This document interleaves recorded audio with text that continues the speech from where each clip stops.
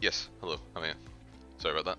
Okay, so this is the second video where I'm going to sort of talk about what the elements of an integration actually are and what all the different sort of terms mean that you might generally be hearing when people are talking about integrations. And again, I would like to stress that these videos are not going to be work of art. It's not going to be work of art. These videos are you can see I've done a bit of paint scribbling on here in Microsoft Paint because I don't have a world of time to edit them and put them together as well as I would like to. Um, and I'll only say this once more, but if you are trying to get a certification, your best bet is, I would say, to go through Oracle University because you need to get on those courses. They have a lot more over there, and they go into a lot more detail than I do. And to be honest, I'm seeing a lot of their content and posting it on here anyway. So this is your final warning.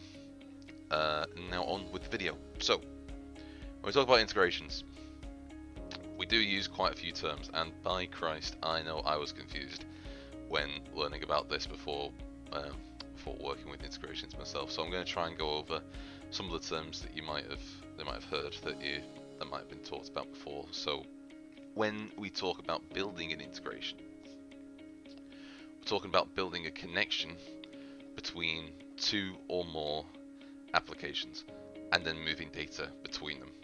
So for applications A and applications B, in such a way that data is being passed from A to B. So data is coming from system A and we want to send it over to system B in some form, right?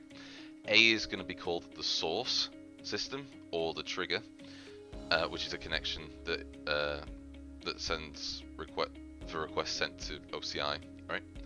So that's where the data is coming from towards B, and B is called the destination or the target system, or you might hear it sometimes they say the invoke role as well.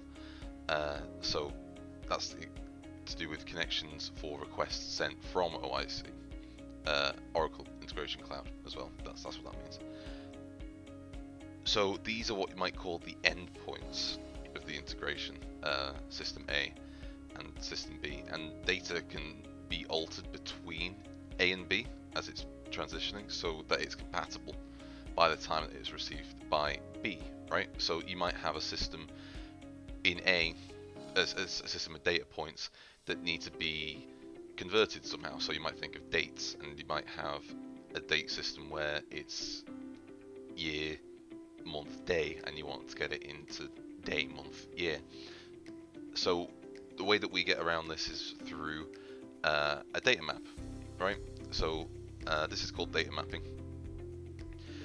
where the idea that the date value might be in, say, an American format in system A, where for some ungodly reason they prefer to write month, day, year. I don't know why. And we want to convert that into more sensible formats such as day, month, year, just because that's how time works. But just to make things a bit more confusing, these endpoints also have completely different names that mean the exact same thing. So we'll talk about the source point, sometimes called the trigger, and B's destination point, sometimes called the invoke point, because why not, right? So we have these integrations that are synchronous, which means that there's a request and a response as well. So when you send out a piece of data, you get a response back to say that it's sort of been sent.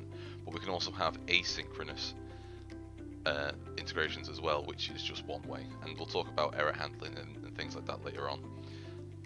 But that's sort of the terminology that you might find when talking about the bare bones of integration connections. So with the data mapping, we'll go into a bit more detail later on that. So I'll have a video in a couple of videos on what is data mapping and how that sort of works. But the idea is just to take data from one application and transfer it over to another. It's not always copy and paste. Sometimes it can just be copy and paste where you're saying, okay, take this value of X and put it in that integration, and that's fine as well.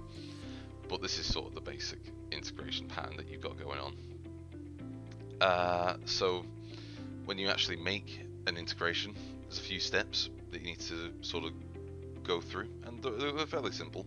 It's just a case of creating your connections if they don't already exist. So you have to actually go and find a connection to A and a connection to B.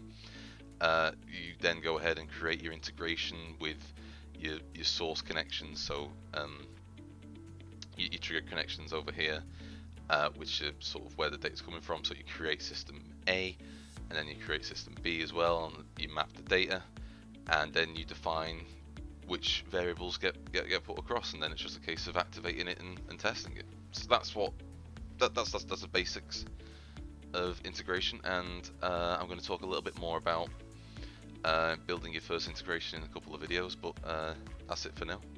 Alright, cool.